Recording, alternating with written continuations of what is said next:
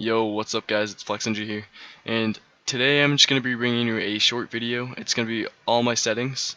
I was going to put this in the Ultimate Black Squad guide, but instead I'm going to just put this in a separate video, so people that are curious about my settings, I can just link them to this video. For my Ultimate Black Squad guide, I'm going to be separating that into two different videos, I think, because I want to cover 13 maps, so I'm going to probably cover 7 maps in the first one, and then 6 maps in the last one.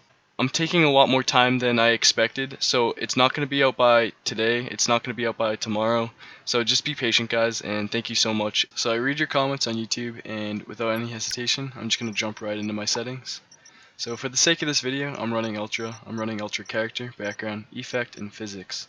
But normally I'd only run the character as Ultra in-game, with usually everything on medium, background, effects, and physics on medium.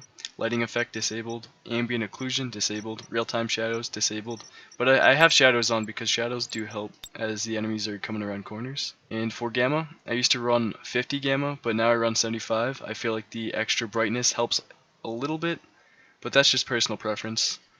Screen mode full screen, aspect ratio 16:9 wide, resolution 1920 by 1080, display color filter elegant, contrast not used, vertical sync and anti-aliasing both disabled. Alright, so refresh rate guys, I run 144 Hz, and this all depends on your monitor. I have a 144 Hz monitor right now, but some people might get 60 or 45. So for refresh rate, the higher refresh rate you have, the more smoother your gameplay will look. What refresh rate means is, say if I have 144 Hz, it means my monitor will refresh an image 144 times per second.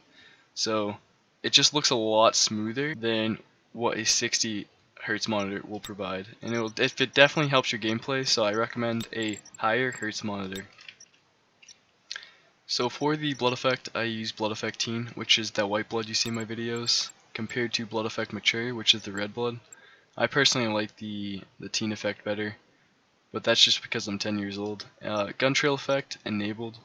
And moving on to the mouse settings. For preset 1, 2, and 3, I run 6 cents in game with auto adjustment on everything. And for my mouse DPI, I like to run, it's a little high cents for most people, but it's 1200 DPI, 1200. It's a little high for the average gamer, but you know, I'm used to high sensitivity, it works for me. I don't recommend it, I would recommend a lower sensitivity, but I'm used to high sensitivity, so that's what I use, and that's what I feel comfortable with. Hold to aim, I have hold to aim on, because you can enter scope phase and exit scope phase much more smoother. You can just click once and let go, and you're in and out. Compared to as hold to aim off, you have to click twice to get in and out. But if there's a double scope, say with the DSR, that has 2 scope phases, you'd have to click 3 times to exit your scope phase. Alright, so I'm not going to go over my sound settings, but I'll put this in the video just in case you guys are curious. So moving on to the gameplay tab, Crosshair, I use the Type 5 Crosshair, which is the dot crosshair, and I use the cyan blue color because I like blue. For crosshair size, I use ×3, alpha 100, outline black, fixed crosshair, and it doesn't matter if it's fixed or not fixed because it's a dot crosshair and it's not going anywhere. So for other, I use max FOV and max weapon FOV. The more FOV you have, the more you can see on your screen, so I think max FOVs for both weapon and just in general are the best settings. Alright, so I'm going to quickly go over what FOV does. Keep an eye out on this road close sign right here.